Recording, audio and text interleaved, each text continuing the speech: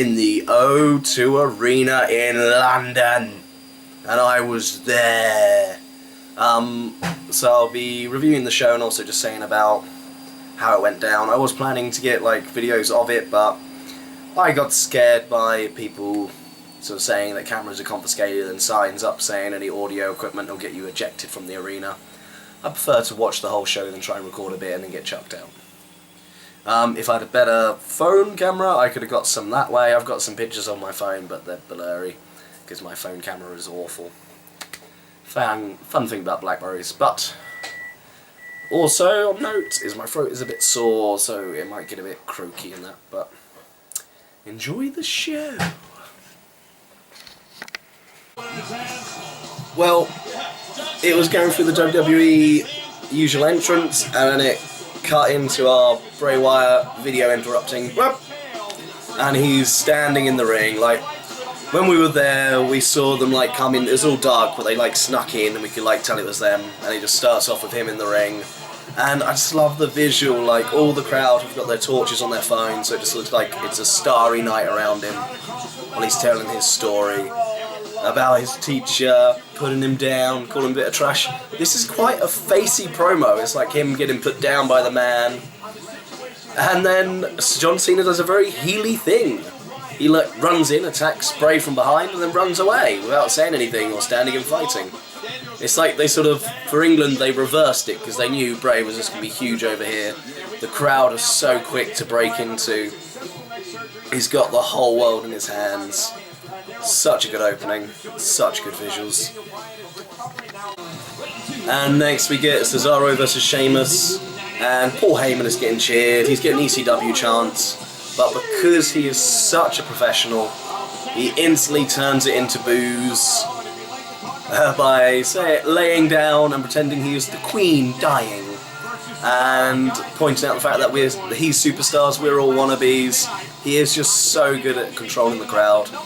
But still, the crowd chanted along with him and copied him, saying, "My client Brock Lesnar defeated The Undertaker's undefeated streak at WrestleMania." But so good, Paul Heyman, and everyone was just excited to see him, and Cesaro getting a lot of love. Sheamus, on the other hand, even though he's European, getting booed out the building quite a lot. A really good match. These two could have a good rivalry going. And Paul Heyman and Cesaro like meshing well. Cesaro is sort of more embracing the heel aspects of wrestling now. Lots of like cheap moves, stalling for the crowd. And then the win is Paul Heyman distracting Sheamus and Cesaro hitting a German suplex for the pin. After the match, Sheamus goes to shake his hand, show sign of respect. "Well done, fella, you got me." And Cesaro swerves him, walks past, completely ignoring him. Yeah, really good, but Sheamus was getting the reaction Cena gets. The crowd were really 100% behind Cesaro. He is a huge star. Okay, this is something that'll make more sense later on. The commentators say on the little video package after the Shield and Evolution that it's going to be Seth versus Batista, and no official people are allowed at ringside. Everyone has to be officially there for a reason. This makes a lot more sense now why they did what they did later on. Yeah, that was something that was confusing. They have German announcers at the German announce table. When I was waiting in the queue, there was a German guy that had flown over and said that was going to happen, but no idea why. Why Germany? Yep, so next is the first in the series of Beat the Clock challenges. So is this going to be a monthly thing where every month there's a tournament to get the #1 contendership for the Intercontinental title? Because last month it was just a King of the Ring style tournament. This time it's the Beat the Clock challenge. But this is going to be Big E versus Ryback. Yeah, Ryback wasn't popular. Yep, during the Big E Ryback match they managed to get a free MB chant going. Yes. Yeah, I have to admit in the arena this was a pretty slow match, so we get good old "We Want Barrett" chants. Come on! I have to admit I was really surprised about this. Big E just got a clean victory over Ryback. means hopefully they might try and push him again, but give him storyline. You can't push someone without any reason for the crowd to give a damn. Apart from he's now a bit more popular because he beat up Ryback that everyone hates. Yeah, even at the live show they showed this nice video of the Special Olympics people going into the NXT training centre. It was a good, heartfelt moment. I just wish the Special Olympics people could have taken Eva Marie with them. So, next we get R-Truth versus Fandango. Apparently they didn't want to pay for Xavier Woods to travel with them, so he alone has the Funkadactyls with him. And oh, they are two hot women in real life. Us at the O2 were very much for Fandangoing. Especially if he's against R-Truth, no one cares. But Fandango was quite popular. And the match itself gets called off. Because Summer Rae comes down, makes out with Fandango, and then attacks Layla. And they're trying to rip each other's hair off, and Fandango eventually, after quite a while, pulls Layla away from the ring. I personally was trying to get a Menage a Trois chant going, but couldn't quite manage it. Because hey, who wouldn't want that? And Daniel Bryan's music hits, the crowd is all excited. And there she is, Stephanie McMahon Helmsley. Oh, that's... Comes out, the crowd are booing. Oh. Getting no chants going. I was trying to get "You're a bitch" chant going. Though I did actually enjoy Stephanie running and jumping for a little bit. But still, it stung. Okay, and then Stephanie talks. I was hoping we'd get like a video from Daniel Bryan, but nothing, no show. It's a video saying that she's going to take the title off to get some boos. She said she would put it on to Kane, boo. Barrett, yay! And then boos for Batista, Orton and Triple H, of course. But then she's like, next week I'm going to expect him to turn up and do the right thing himself, so he's going to be on next Raw. I don't get why. I think it was just to get a little reaction from the crowd, showing a quick video of Barrett to say, I've got some bad news. And then she does an atrocious British accent. Though the crowd there, everyone I talked to, didn't actually hear her say that Daniel Bryan was going to be coming in next week and she's expecting him to do the right thing, because there was just such a mix of chants at that point in time, like no one could hear her. Pretty sure there was very loud CM Punk chants at that time, so I don't know if they actually tried muting us out for the TV taping. We'll see later on, because there were a few more instances of CM Punk chants coming out. And next we get the Union Jacks, which is the British version of 3MB. And then Lana comes out saying that England is like America and interfere in things. There's good old Putin on the screen, and she gets a "Ooh-ah-yeah" chant. Okay, interesting bit of commentary there. King says his driver John told him how Bulgarians are despised in the UK. Never heard of this before in my life. Me neither. They're just people. We don't care. The only people us Brits generally despise are the Germans and the French. And so Rufus comes out. Heath Slater dives over the top rope on him, gets caught, smashing the barriers, and then Drew and Jinder are just taken out. He is thrown in the ring. Heath Slater is thrown in the ring. Gets a few little shots in on Rufus, but then it's just crushed. And of course, camel clutch. It's over. Again, we're just building him up. I thought Alexander was going to go into a feud with Big E, but they seem to ignore that for this week. Nice little promo from the Shield, saying that Evolution just can't get the job done, and they're going to make them believe in the Shield. Next we have RVD versus Alberto Del Rio. He's the guy for the... This is the second in the Beat the Clock challenge. Okay. Del Rio, we didn't get this in the arena, but Del Rio does quite a funny promo coming down to the ring in the little picture-in-picture about how the children need him to be champion. because they need a role model. He's needed to improve the fibre of the human race. Big E gets to do what he always does, which is stand and watch in the back. So he's watching RVD and Alberto's match with bated breath. Yeah, I was really confused then. RVD calls for the Roll of Thunder, runs off the ropes, rebounds and does a leg drop. I don't know if Del Rio was out of position, but it looked like there was still enough room. And then the second attempt at the Roll of Thunder, where RVD runs, ducks a bit, bounces off the rope and just does the senton end. Really strange. The RVD manages to beat the clock with a quick roll-up, making him the #1 contender so far. We've got one more match to go in this tournament tonight. Well, strange little promo there. They get to hum together. John Cena invites the Usos, which worked for him on SmackDown. And he gets them just... and they do a little song together. Won't lie, the Usos being associated with Cena is getting him booed a bit, but the crowd still do join along with the Usos chants. Then we're with Evolution in the back. 2 backstage segments in a row, a bit odd.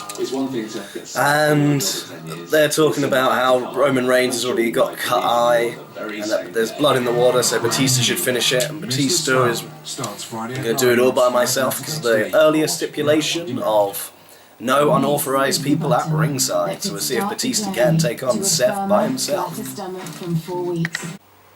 Oh my god, there I am on the television screen.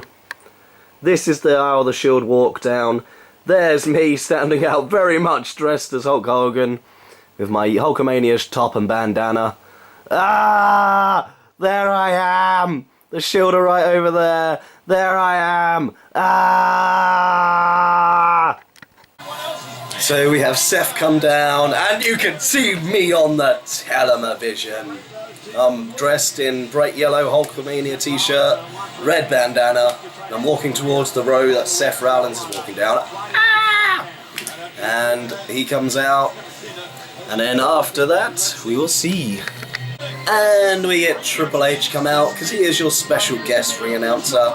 And being the CEO, he invites out a special guest timekeeper in Randy Orton. So we have all 3 members of Evolution at ringside. And Seth gets the microphone and introduces the 2 special guest commentators for this match, Dean Ambrose and Roman Reigns. All 6 people are at ringside. Randy Orton gets to use the hammer and ring the bell. We've got Dean Ambrose on commentary. We get Batista chants, and apparently it was Brad Maddox that assigned them to being special guest commentators, which is weird because I thought he stopped existing. Now it's funny, Michael Cole starts asking questions, but Dean Ambrose, keeping onto the production schedule, actually tells the audience to stay with us as we cut to commercial. So, well done Ambrose. Look, he's just so charismatic on the headset and the microphone. He's going to be such a good wrestler when he splits away from the Shield. Okay, looks like they were lucky in the recording. Because there was 2 spots in a row that Batista messed up, obviously. It looks like that happened during the commercial break. Or unless they managed to edit that way. If so, bravo WWE. Because it was Batista getting whipped off, Seth kicking him in the gut and going for his curb stomp. But both times Batista just stood up and didn't react. I don't know if he was meant to cut him off, or if he was actually meant to hit it, but it just looked awful. And then Randy Orton tries grabbing Seth's leg, distracts him. That meets the Shield, take off their headsets, and they come and walk round and get the Evolution back in their side of the ring. And Triple H gets himself involved, pushes Seth off the top rope, and he's about to hit a move onto Batista, and then it breaks down into a big brawl. And eventually the Shield managed to get the better of the brawl afterwards. Though Seth gets hit with a spear, Triple H gets thrown over the announce table.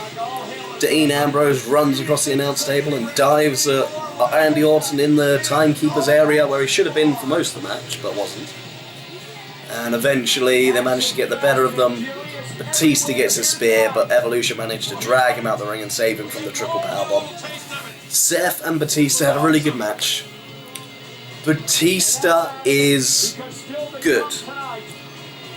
Not as the face they wanted him to be, but he is doing really well in this heel role. He suits it better, and he is not being selfish in the ring. He is letting the young guys get good moves on him. It is very 50-50. It's even playing field. He's not just dominating like a Brock Lesnar would.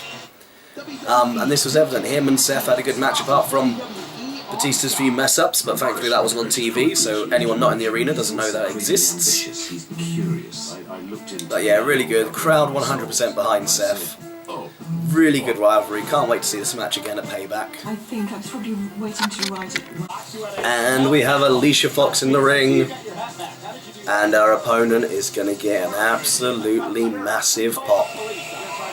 Because it's Paige and we're in Britain.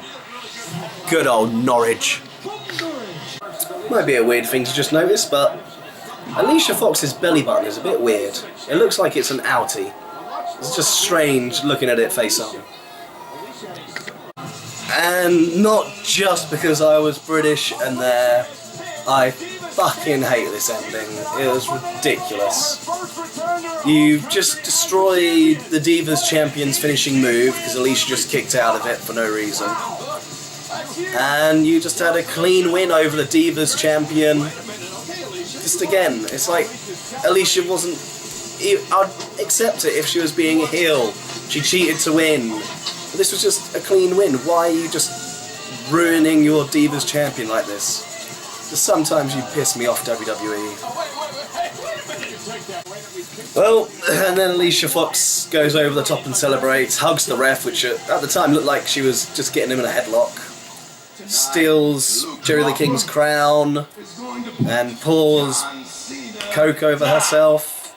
Can't say I'm overly disappointed with that, but it's weird. And which might get a little bit of heat in the back isn't shown on camera, but twice she drops Jerry the King's crown into the crowd. This is a very expensive item, and given how fanatical crowds can be, that could have gone very bad. There was a member of staff quickly got over there, but the crowd were nice and handed the crown back. They didn't try and steal it. It was a bit of a dodgy situation, but this whole storyline was ridiculous and stupid. I don't see why you just weakened your champion like that. And then a lovely quick promo by Bray Wyatt. Luke gets to have a little bit of a promo as well. And then Bray, which is a very prolific statement, says the Usos will fall one by one. Just doing funny pictures. One by one. Like dominoes. Which is interesting considering what happens later tonight. And we get our final Beat the Clock challenge for the night, which is Mark Henry versus probably one of the biggest pops of the night as he came out, Dolph Ziggler. Yes! Well, that was odd. They show the picture-in-picture little interview as Dolph's in the ring getting cheers. Dolph's sort of saying his usual kind of promo that he's going to do it, and then Mark Henry walks into the little square. He stares at him, then he walks off, and Ziggler's like, Bit odd. I love Ziggler. Oh, and Big E finally gets to have a sit down as Rob Van Dam is standing up watching the match in the back. A bit of a mess up there. Ziggler goes for the Faymaster, but can't quite get his leg over Henry's head because he didn't duck.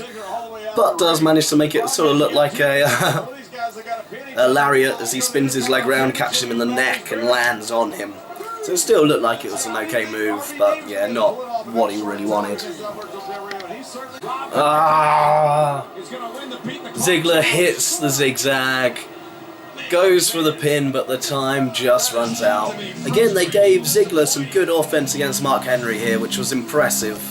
It looks like they're getting behind Ziggler again. Let's hope they can keep up this momentum. Then RVD comes out to celebrate. And absolutely amazing. Barrett ball hammers RVD in the back of the head. The crowd go wild. And Barrett has some bad news for RVD. He has to now face him for the title. And he may have set the time in the Beat the Clock challenge, but we're in London, Greenwich Mean Time, and the British set the time for the entire world. So good seeing Barrett. Shame he wasn't in the match, but this was such a fantastic thing. Crowd 100% behind him. Then they play our national anthem just for the little sake of it. Ah, it's fun. And nobody cared RVD got beaten up. Let's see if this carries on when he comes back over to the States. Then we get some of the weird Indian type music as the Exotic Express's inhabitants come out, and we're ready for the arrival of Adam Rose, who in England is 100% over. The crowd were mental. This was as big as Fandangoing last year. The crowd loved it. And then after a little bit of that, we get Zeb Calder and Jack Swagger come out. It's the battle of the two theme songs that everyone likes to chant. And Zeb is challenging Adam Rose. Get everyone out the ring, and they're gonna have it one-on-one. And Zeb and Swagger just gets a cheap shot in on Adam Rose. The crowd are chanting "You're a lemon" as he's threatening all of the Exotic Express inhabitants. And Adam Rose comes back with a fury of punches. Adam Rose clears the ring of Swagger. Swagger tries to get back in, knocks him back out. And then we get celebrating. The crowd. It was just so fun chanting along with this. I hope this momentum for Adam Rose continues. It's just a fun character to have. Next we get our main event of the face, Luke Harper, versus the heel, John Cena. Well, that's what it is with this crowd. Well, our crowd. My crowd. I'm in the crowd. Crowd. Round. Ah! That's a different feature I managed to find. Apparently I can activate my camera through the touchscreen. Good to know. Oh, seeing Bray's entrance live is phenomenal. And the crowd was so good with all the lights. My God, it was a sight to be seen. So happy.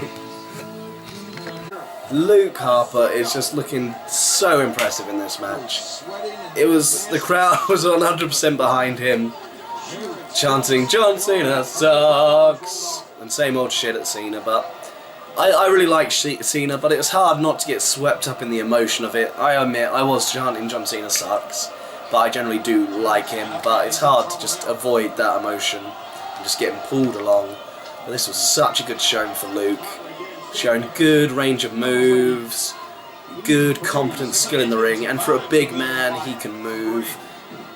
For his size, managing to hit a Hurricanrana and a suicide dive is damn impressive. Then the Usos get involved in the match. Eric climbs up on the rope and gets a super kick in the face to get him off. And the other Uso does the Jeff Hardy running spot. Oh! And then it was beautiful. The Uso runs into Bray Wyatt, he catches them straight into the Sister Abigail, and same for the other Uso, he gets back in the ring, Sister Abigail. But Cena manages to send Bray to the outside, but then Luke hits a Tanaka Michinoku driver, but only for a 2 count. Cena hits the AA on Luke, but then Eric just balls into him to knock him down. And then the beatdown commences. Bray manages to catch and hit John Cena with the Sister Abigail. And then Luke and Eric just beat Cena up all the way up the entrance ramp. And then Eric manages to hit a fall-away slam on Cena up the entrance ramp. Just brutal stuff. And then we get a Sister Abigail on the stage. And after the Sister Abigail is hit, Bray and Luke get a microphone It's nice and brutal. Bray leads the crowd in a nice singing of he's got the whole world in his hands. Well, Luke counts up to 10. So we get Bray has beaten John Cena in a last man standing match, technically, because that's all he needs to do at Payback to win. And then, after that, Bray picks up John Cena and tells the crowd, "London, we're not finished yet." And Luke shoves Cena on his shoulder. Bray also picks up John Cena's shoe, which got knocked off earlier, and shouts to the crowd, "I've got his shoe!" The crowd cheer wildly for this, and they get in the ring. Bray throws the shoe back at Cena. It's another Sister Abigail in the ring, and the Wyatts have taken over London. They then climb on the turnbuckle. This is all stuff that was exclusive to the after show. And then they challenge any team in the back that's brave enough to take on the Wyatts. And the Shield come out. Huge pop. It's not a full-on match, it's just a quick spot fest, but we get the Shield versus the Wyatts for free, just going at it, doing all their big spots together. And the Shield stand victorious, and they eventually hit the triple power bomb on Eric while Bray and Luke get out of there, and the Shield victorious and leave. Then bad news, Barrett's music hits. He strolls to the ring, a huge crowd reaction, and Eric's left in the ring, gets the elbow pad down, bullhammer elbow, and Barrett tells Eric he's got some bad news for him. At this point, Cena recovers a bit, gets in the ring. The crowd are chanting one more time for Barrett, but he doesn't beat up Cena. But Cena picks up his shoe and is like, "Damn, got Sister Abigail out of my shoe." Takes a mic, thanks everyone in London for being good to all the WWE superstars, but this is all he's going to say because the night belongs to Barrett. Gives Barrett the microphone and walks off. And Barrett just says some nice things to the crowd. He likes being back. And he's just like happy to be in London. At this point, Stephanie McMahon comes out, and the crowd are booing her, and she's like, "That's it, London." Show's over, an awful British accent. And then Stephanie walks off, won't let Wade Barrett get a word in, and then the lights go out dark. Boos everywhere. And the lights come back on. Barrett tries talking again, the lights go out. And the lights come back on. Tries talking, lights go out. Lights eventually come back on, then Barrett's allowed to talk a bit more. And he picks up Paige, being like the youngest Divas champion, and also picks up Adrian Neville, the NXT champion, which I wish we could have seen tonight, but this wasn't on the cards. So I can't wait to see NXT Arrival soon, and I will do a review of that. So happy, gets to talk to the crowd. And then Adam Rose comes out as well, and the crowd get to chant with Adam Rose. And he gets in the ring, they have a bit of fun together. And then the game's music hits. It actually hits Triple H's original music, Time to Play the Game. Triple H comes out, gets the microphone, and again in awful British accent, "Are you lot bloody deaf? I told you the show's over, Squire. Time to hop it." And lots of boos. Barrett tells Triple H to stop being a lemon. Triple H then starts just insulting the fans, saying, "Well, if I'm a lemon, maybe that's something you should use. Put a bit of lemon under your armpits there. Put it in your mouth, you know, stop all that bad BO and that smell." Again, he's just having fun. It was a really fun back and forth. Triple H just insulting us in a British accent, and we liked it. And we get lots of Adam Rose chants as well. Gets the Adam Rose song chanted. And then Triple H turns to us saying, "That was pathetic, what, you lasted 10 seconds? So we chant it again, lasting even longer. And he was just like, yeah, you're just embarrassing yourself now. And then Triple H gets a who are ya? And Triple H is like, what's that? Barrett gets the mic and like, it implies that you're a nobody because they're asking, who are ya? Oh, it was just so fun being there at the night. And then Triple H eventually says, well, the show is over now, and if you two won't get out of the ring, I'm going to make you get out. Triple H ducks under the rope, and as he gets in the ring, Barrett, boom, bullhammer elbow, knocks out Triple H. Barrett thanks the crowd, huge chants, leaves, Adam Rose's music hits, and they let him have a bit of more time in the ring, just dancing around, G'ing up the crowd, everyone's chanting his song. Good show. Loved seeing the WWE live. If you ever get the chance, do it. Go and watch the WWE live. It's just a different experience. And it was just phenomenal being there with so many people. Like the whole day building up to it. Just walking around seeing more and more wrestling t-shirts everywhere. And then walking back to the train station from there, you just get 17,000 people walking in unison, singing, chanting. It's such a good time. It looked like some amateur indie wrestlers maybe broke out in a little bit of ECW and got sort of dealt with by train station security at one point, but it was a good laugh, such a good day. But it was a good edition of Raw. Really disappointing in the Daniel Bryan segment. It just didn't really have a conclusion. It was just to be continued next week. They might as well have just not had it really there and just like talked about it at the beginning. I am a bit sad that Daniel Bryan was kind of ignored, and the crowd as well just didn't get into yes chants and that, but it's hard when the guy's not there. Super disappointed that Hogan wasn't there. Damn you dirt sheets. The one time I actually listened to you, I don't look at dirt sheets or anything, but the one time I listened, they said Hogan would be there. He was on, look him up, especially if you're American or something, look him up on a show called Loose Women. It's not porn, it's about a load of geriatric women. Apparently Hulk Hogan talks to them. I've got to find this myself, it should be hilarious. But super fun, can't wait for the upcoming pay-per-view and the next Raws. As always, I'll keep you posted. And redhead in the front row with sort of dark hair. If by chance you're one of the 12 people that occasionally watch this, give me a call. Or maybe message in the comments below. Which everyone else is free to do, and we can discuss your opinions and views about the upcoming wrestling storylines and events. Until next time, TTFN.